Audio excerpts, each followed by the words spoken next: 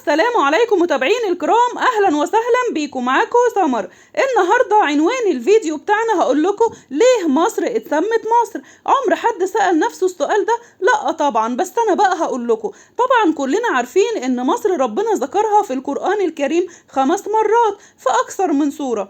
السؤال بقى ليه مصر اتسمت مصر؟ فيها اقاويل كتيرة في سبب التسمية، بس اكتر مقولة منتشرة فيهم اللي قالها ابن عبد الحكم في كتابه فتوح مصر واخبارها، وقال ان في يوم من الايام سيدنا نوح كان عايز حد من اولاده او احفاده يجوا يساعدوه في امر ما كان بيعمله، فالوحيد اللي جه يساعد سيدنا نوح عليه السلام كان حفيده، وكان اسمه مصر ابن بيصر ابن حام ابن نوح.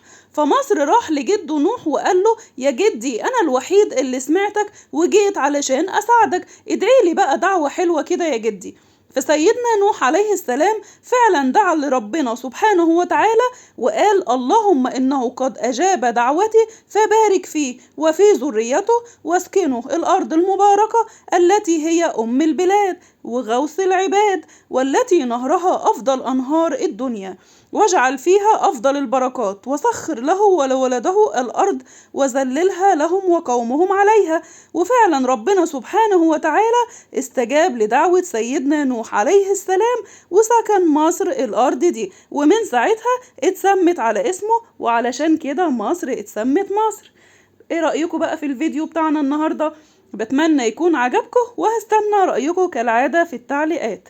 ما تنسوش بقى اللايك والشير عشان الكل يستفيد، واستنوني في فيديوهات جاية كتيرة. مع السلامة.